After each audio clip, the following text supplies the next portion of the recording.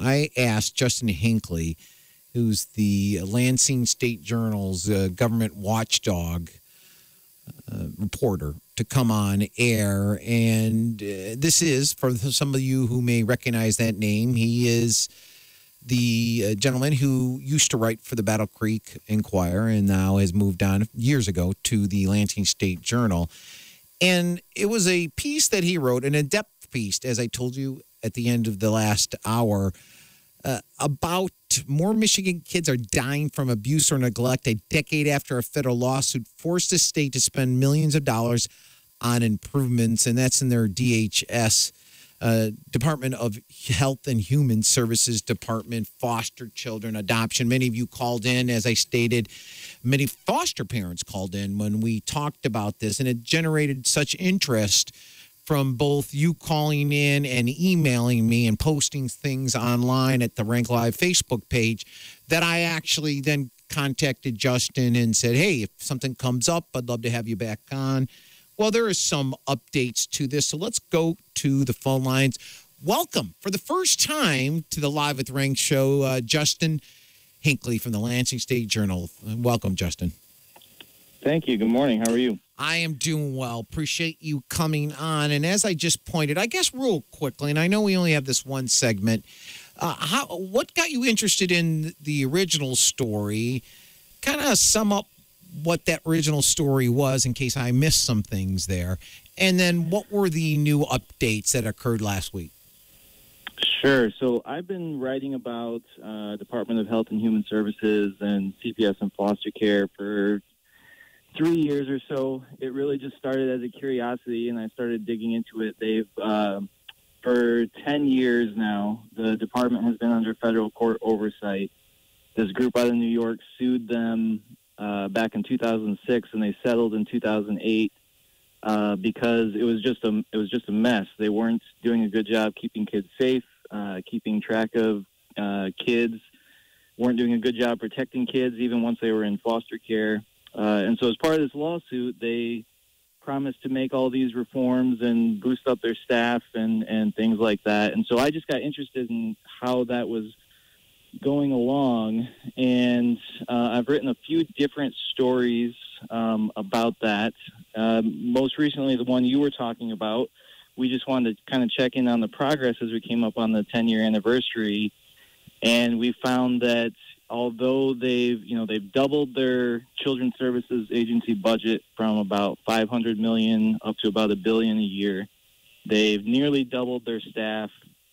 They've spent $25 million on attorney fees, and they pay for this court-appointed firm to monitor their progress. And despite all that, the groups that watch over the department are still finding that they are making a lot of the same mistakes that they were making that got them sued in the first place back in 2006. And this is, not following the laws and policies that are meant to protect kids. And so, they're missing things. They're not identifying dangers when they should. They're making the wrong calls in these cases, and kids end up getting hurt. And what we found was that the number of children who died either in foster care or after recent contact with the department had actually gone up, not down, since the lawsuit started.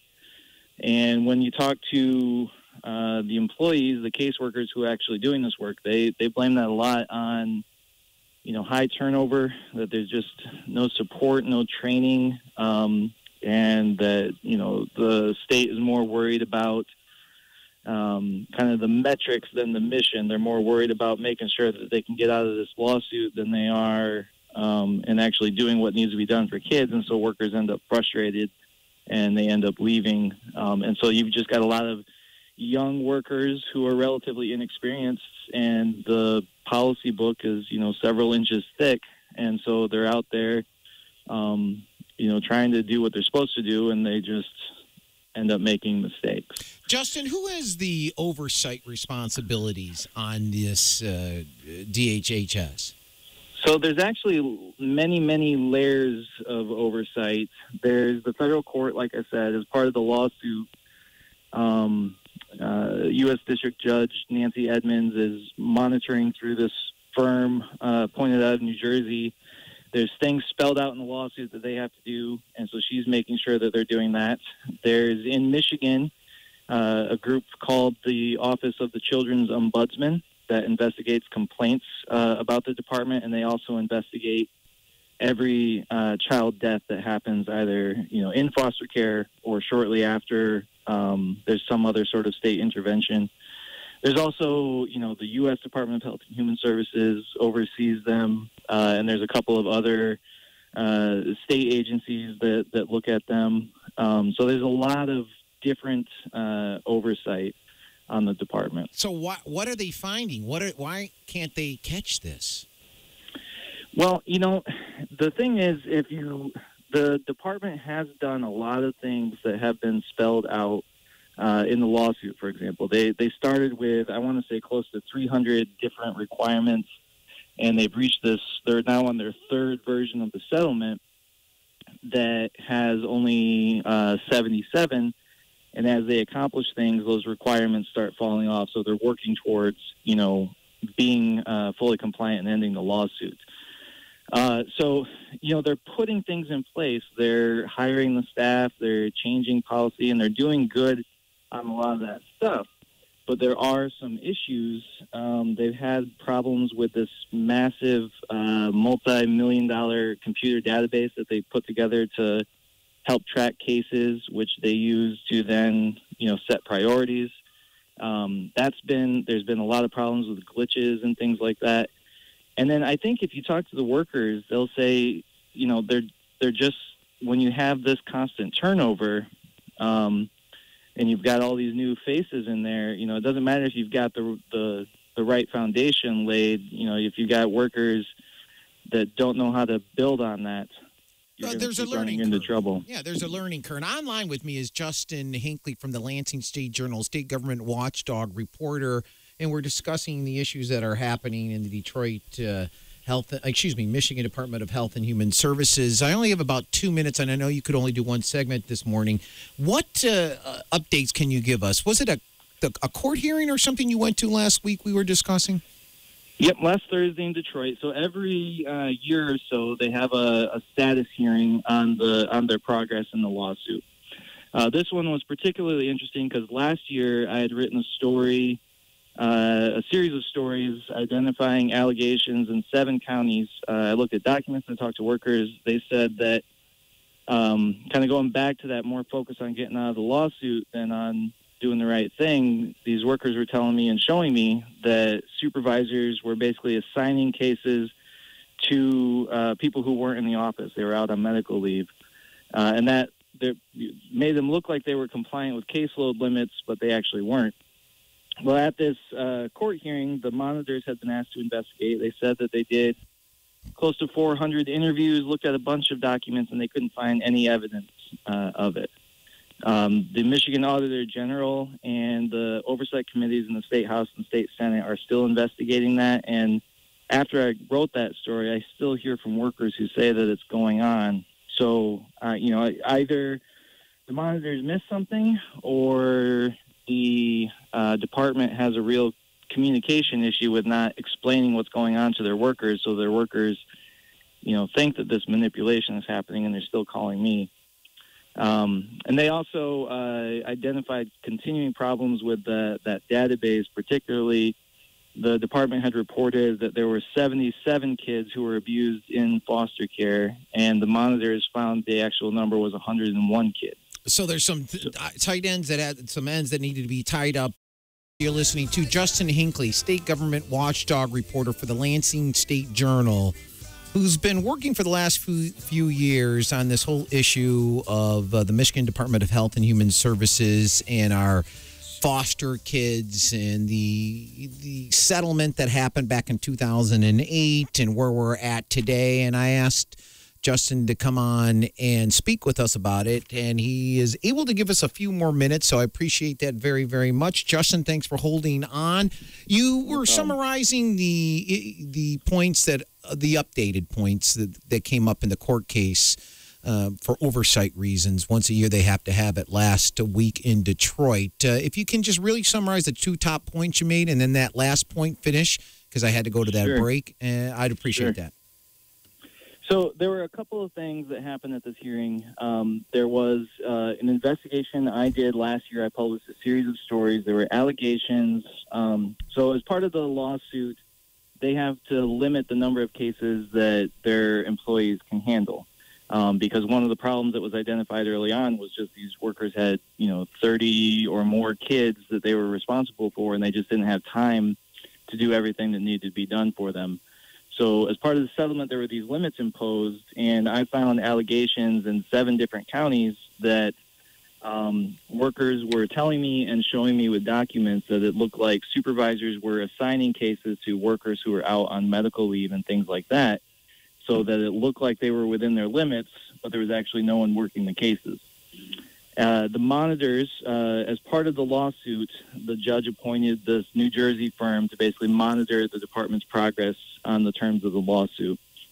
The monitors investigated. They said they did nearly 400 interviews with more than 300 caseworkers and supervisors, and they reviewed thousands of documents, and they said that they couldn't find any evidence that this caseload manipulation was actually happening.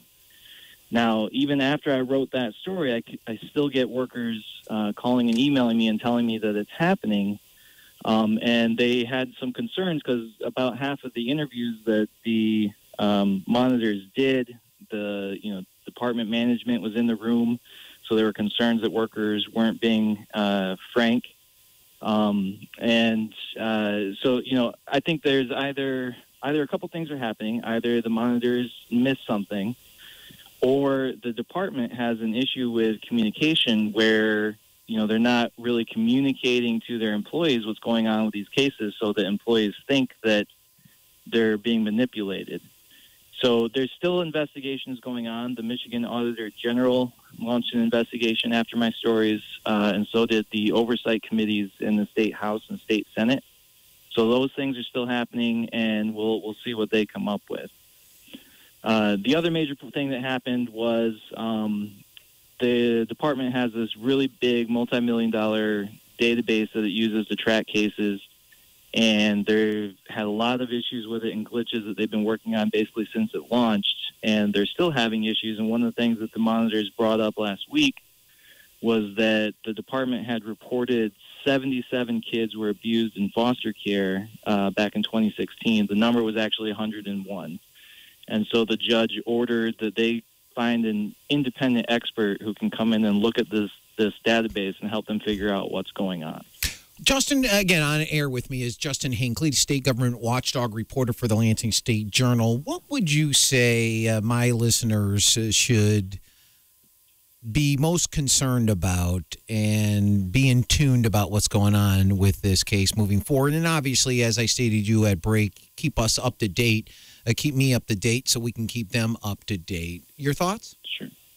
Well, I just think these are the most vulnerable kids and families that are out there. Some of the things going on through all this is there's substance abuse, there's domestic violence, there's poverty, there's mental health issues. All these things kind of run through all these cases. They're really, really tough cases. And it's, the system is never going to be perfect because of just how tough all these family situations are. But these are our kids, our neighbors and our neighbors' kids. And so I think that we just want to make sure that everything's being done to really protect those kids as best we can.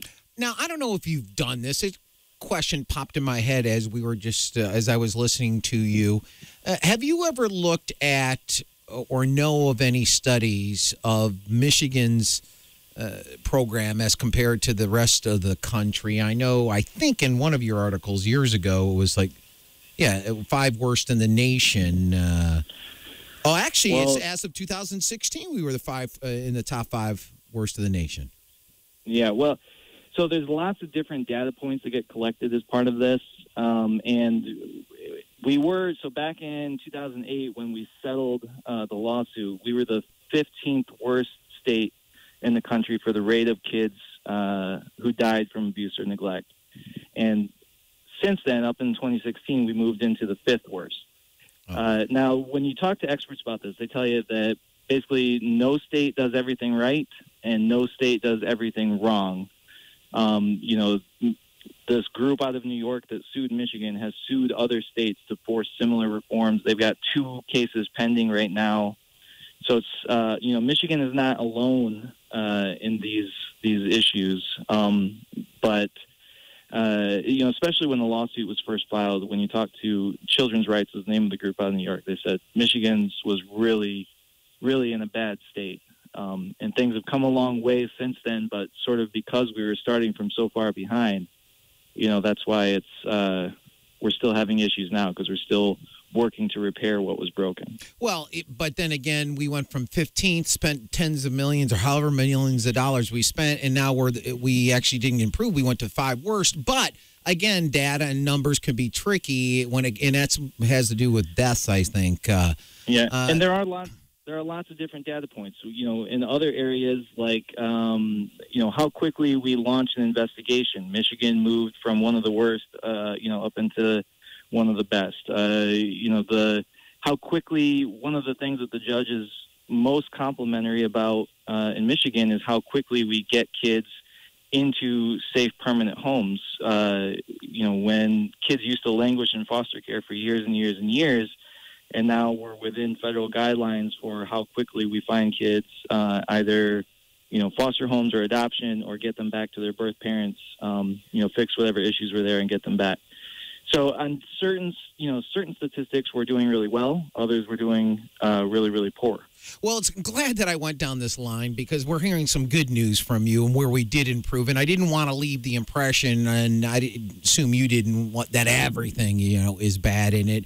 It's not. It's just we need to keep on top of this. And I know you'll be keeping on top of this. So please keep me in the loop and my listeners, and I'd really appreciate that. No problem. Thanks a lot for coming on air. Appreciate that very much. Have a great day. Again, that was Justin Hinkley, the state government watchdog reporter for the Lansing State Journal on an issue that many of you were interested in a couple weeks ago.